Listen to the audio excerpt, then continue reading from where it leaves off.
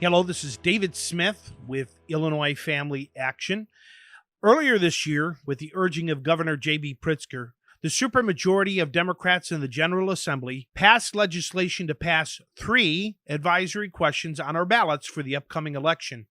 Every voter in the state of Illinois will have the option of voting either yes or no to these questions. These questions are non-binding, meaning they simply act as an official poll of voters to guide state lawmakers on public opinion regarding questions of policy, but do not directly change law. It is then left up to the Illinois General Assembly to act on the results. Number 1, should any candidate appearing on the Illinois ballot for federal, state, or local office be subject to civil penalties if the candidate interferes or attempts to interfere with an election worker's official duties? So, Illinois Family Institute and Illinois Family Action are urging voters to vote no to all 3 of these questions. For even more information, you can visit illinoisfamily.org/3 ballot questions, and that's the number 3 ballot questions, to access a printable article you can read and share. Again, that's illinoisfamily.org/3 ballot questions. All right, so now we're going to turn to the first advisory question on our ballots this year. And for that, we've invited Carol Davis to join us to talk about it. She is the foremost expert on election integrity here in Illinois. She is the chairman and founder, if I'm right, of the Illinois Conservative Union, and the founder of the West Suburban Patriots. And she talks to a lot of people throughout the state of Illinois about what they can do to clean up the voter rolls in their communities, which is a vital thing. And I'll be asking you a question about that. But first, did I miss anything, Carol? No, I think just part of our Illinois Conservative Union is our Illinois Election Integrity Program. And of course, that has been thriving and working hard for almost a decade now. And you're leading a lawsuit to try to clean up Illinois voter rolls, and we've joined in with you. But you've been working with Judicial Watch on that. Yes, yes. So a very important thing. So let's get right to it. The question number 3 on the ballot this year is, should any candidate appearing on the Illinois ballot for federal, state, or local office be subject to civil penalties if the candidate interferes or attempts to interfere with an election worker's official duties? Carol, I want to know why this is on the ballot, but what is the answer that you would like people to check on their ballot? A big old NO on this one, Dave. Because like so much of what the left orchestrates, this is a setup. It's a setup. So, of course, we know what has happened to have these 3 non-binding referendums pop up on the ballot. And that was specifically to shut down the effort of the, Parents Coalition. For parental rights. Yep. Right. So I'm sure you've covered that. Yep. But this is just a sneaky way for them to enforce or reinforce and build up a narrative that the left has been very strongly building since, the 2020 election, that anybody on the right who questions elections is a dangerous right-wing terrorist, and everyone's in imminent danger the minute that they. So is this in response to the the 2020 election in Georgia, for example, where we have good people who have been indicted along with Donald Trump simply because they were trying to investigate what went on in the county in Fulton County? Absolutely, Dave. This is, like I say, the younger folks may not remember this, but we remember Rahm Emanuel, a good friend of Barack Obama's, who said, "Never let a crisis go to waste." That's right. And so they have taken, the whole January 6th thing and the fact that people woke up after that election and realized, oh my goodness, We have rampant documented fraud in our elections. There's no question about that. It's proven. But of course, don't believe your lying eyes, folks, because the left says that you're nuts and our elections are the best they've ever been. And so but again, they keep repeating the lie over and over, and too many people believe it. And so this is part of that narrative. And this is dangerous because it's the first step to them passing legislation which would make it illegal for anyone to question any election results. And believe it or not, Dave, some states have actually passed that kind of legislation.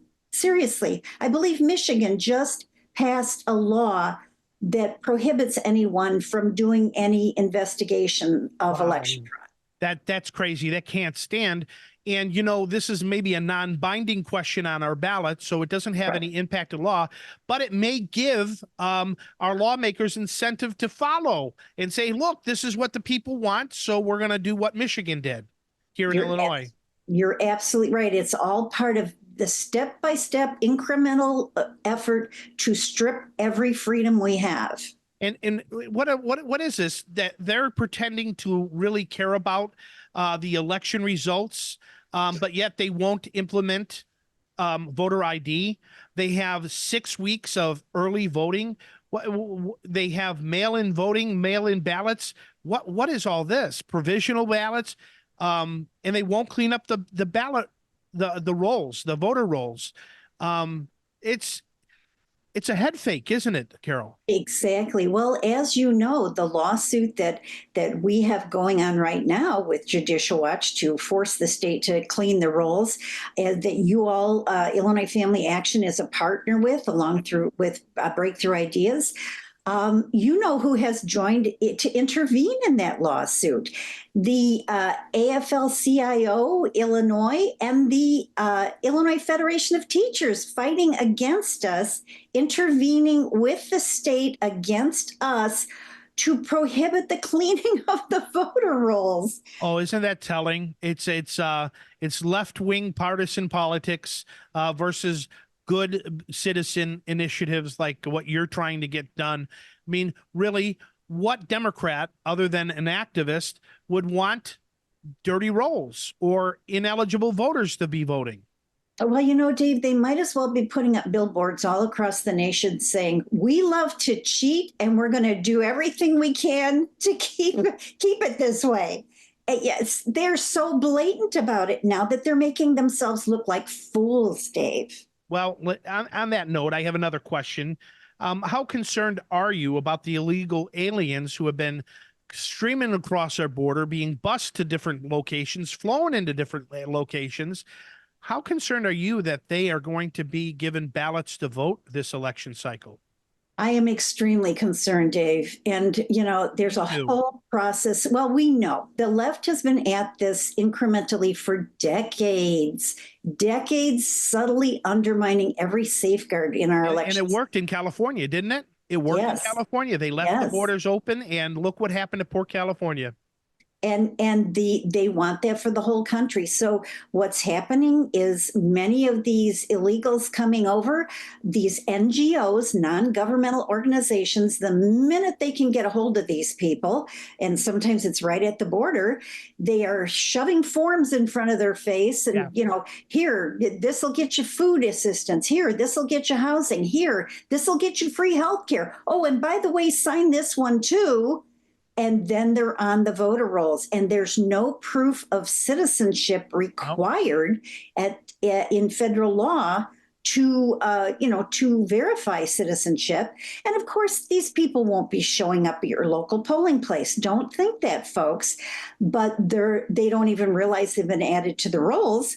Once they're on the rolls, it's very easy for these left-wing operatives to order vote-by-mail ballots in those names. Sure. And harvest them and vote them for those non-citizens. And we've got cases across the country where they're taking these people off the voter rolls.